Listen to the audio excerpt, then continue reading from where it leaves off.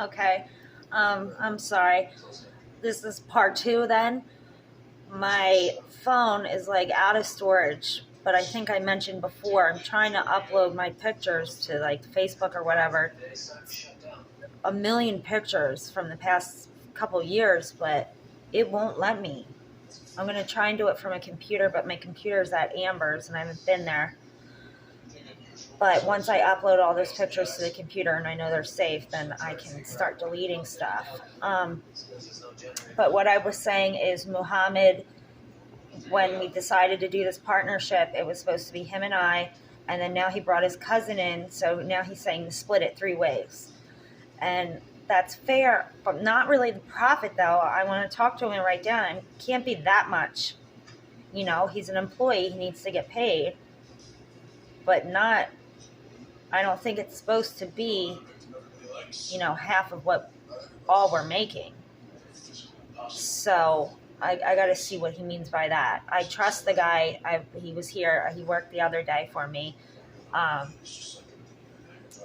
And he's fine to be an employee because I can't really have any employees from around here because unfortunately they all have addiction problems and stuff like that. A lot of the people, and they steal and they lie. And Don was always trying to help everybody, and they would steal from them and lie and then spread rumors, and it's just not good. It's not a good scene. It didn't look good. That's pretty much what basically shut this place down. It took me a minute to get back to this and make this video right now because I had a customer.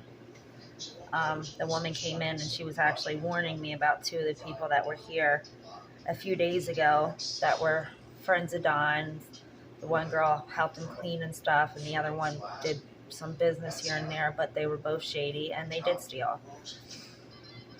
That's the one that actually stole the donation money in the jar that I have.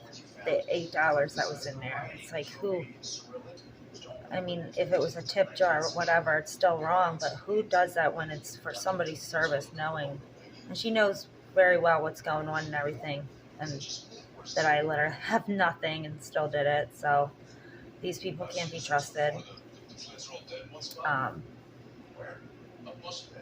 I just have a hard time with confrontation, so it's hard for me to be like, don't come back here and stuff like that, because they're just all used to just walking back here and hanging out, and I can't do that.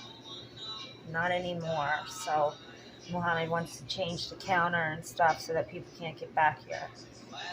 But I'm just worried with this whole partnership now with him saying splitting it 3 ways, because he speaks English good, but the other guy doesn't at all. So it's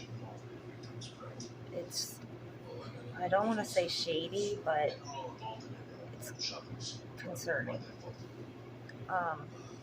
You know, everybody's been coming out of the woodworks, and they know I don't know anything, so they're lying or doing other things. When he went to when he had the heart attack and went to the hospital, there was 2 cars out there in the parking lot. It's just a small parking lot, but the Mercedes was in the back, and it's been there for years. And then there was a Nissan, like SUV type of car in front of it.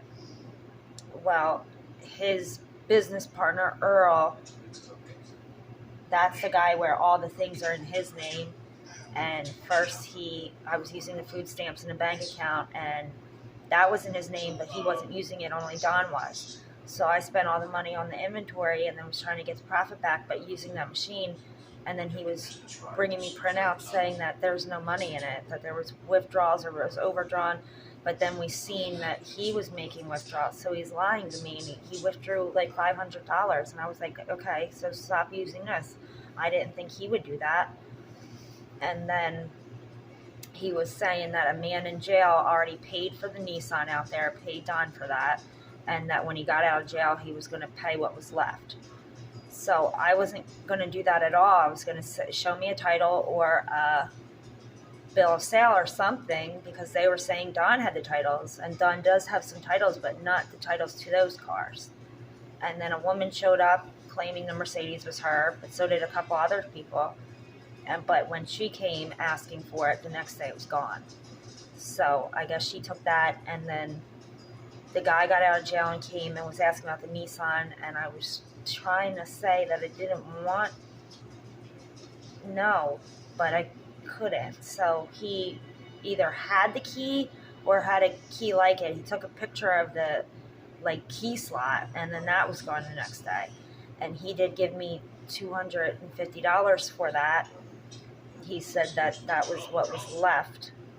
So I was really bummed about that, because I was at least hoping Don had left a car, because he wasn't driving a car the last month before the heart attack. He had sold the car that he was driving, or he gave it to Earl. Maybe he owed him money, because the day he died, Earl showed up at the house and had me sign a title, and I didn't know what a title was. I didn't know what that, and I signed it like an idiot. So that car's gone. All the other cars are gone. So the first thing I need is a car. I do know how to drive. I drove for years. When my car finally broke down, the car that I had for years, which was the bfly, the butterfly Stang. It was the Mustang 45th anniversary. I really love that car. It was like my heart and soul. It was after that car left, I died inside. There was something about that car. I was one with it. I just loved driving. So after that, I drove a little bit, but then the cars, he would sell them, and then he stopped picking me up and taking me to stores. And then after being in the house for years by myself, with the baby, it kind of turned almost into agoraphobia then, where I was kind of scared to leave the house. So that it's getting better this past year, going out and getting out again. So my anxiety is getting a lot better with that, to try and get back to who I used to be. Assertive, and it's not as naive as I am now, and trusting of all these people, because I just keep thinking that they think like I do, I guess, and I'm nice to them, and then they say they're going to do this and that, but then they steal and they lie, and they're just taking advantage of me and the situation. So I just have to stop talking to all these people. I was going through some of the stuff. I don't know this. I don't recognize this. And Don must have had it for a reason, but it's a horse. Look at the horsey.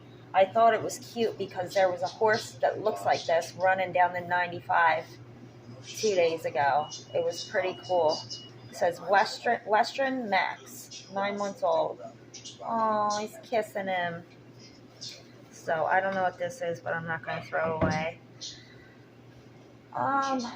So yeah, I gotta sign the lease tomorrow, and I'm gonna write something up that what Muhammad and I said with the partnership, have him sign that, have a witness sign it, I guess, and then get it notarized too, because I don't want to be tricked here and then liable for thousands of dollars if something goes wrong, because I don't have thousands of dollars. I have no dollars right now.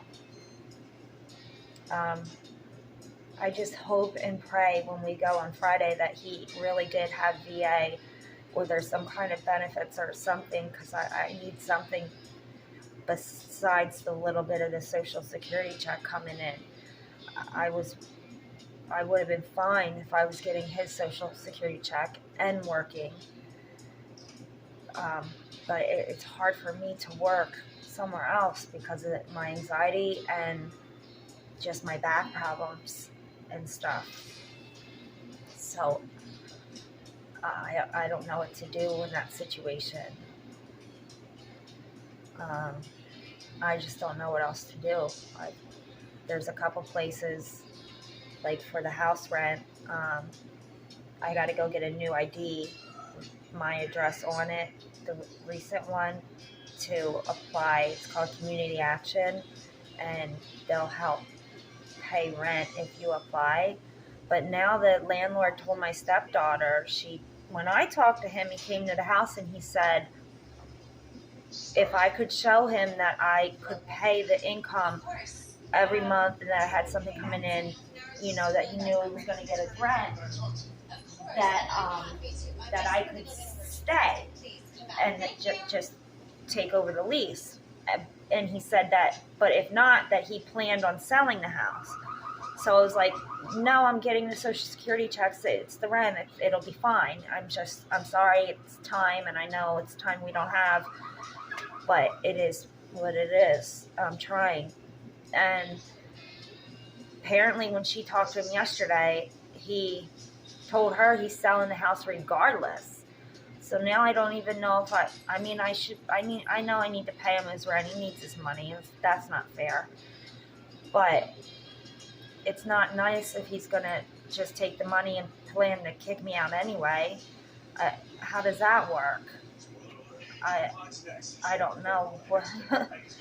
And I'm baffled by that, because now she's making it sound like he's selling the house. So should I start packing? I don't know. And that scares me, because like I said, we have somewhere to go and it's totally fine. But I have the dog, I have the cat. I can't get rid of my little bear. He's like a child to me. I love him so much. He's my little bobcat. But, you know, Vanna would be fine, and then this is so much. It's so much, and it's very confusing. I don't even understand half the words in the lease. It's book learning. You know, I have some things that I can fall back on, you know, as last resort, you know, working and doing other things like that. But it's hard. This is just so much all at once, and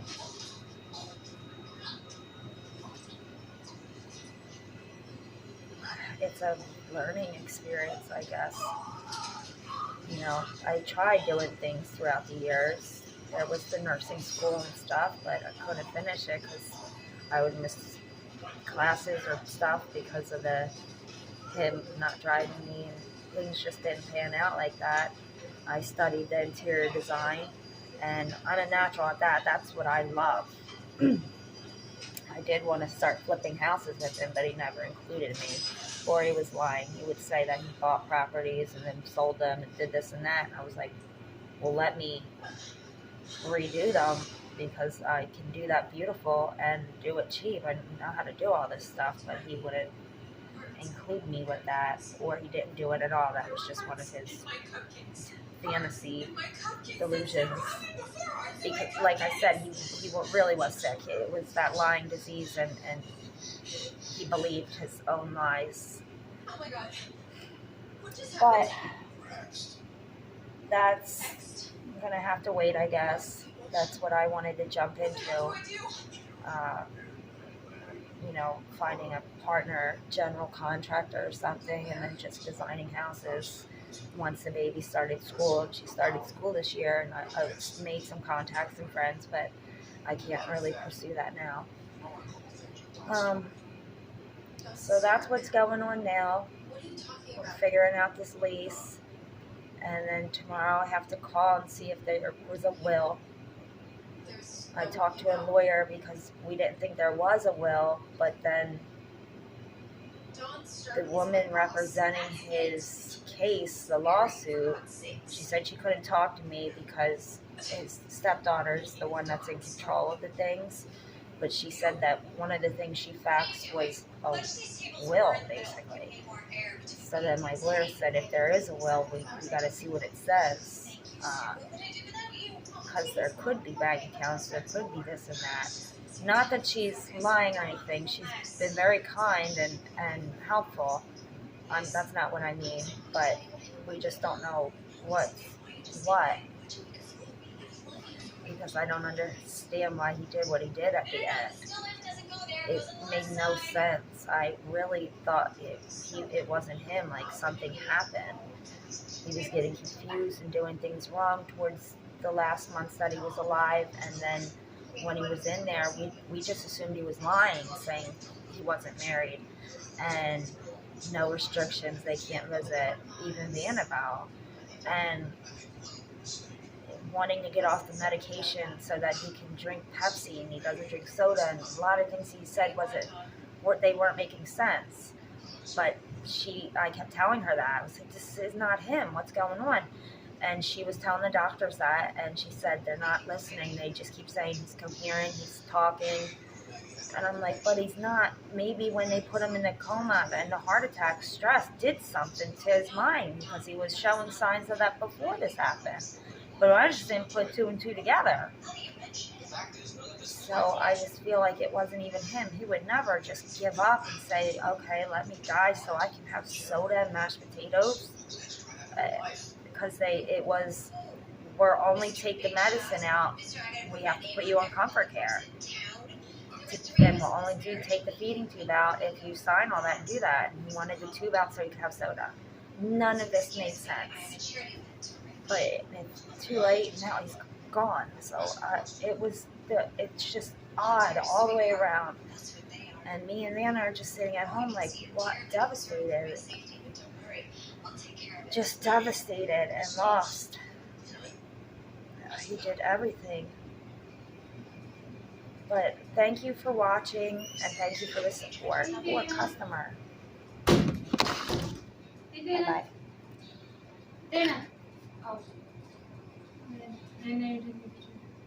I don't know how to stop it.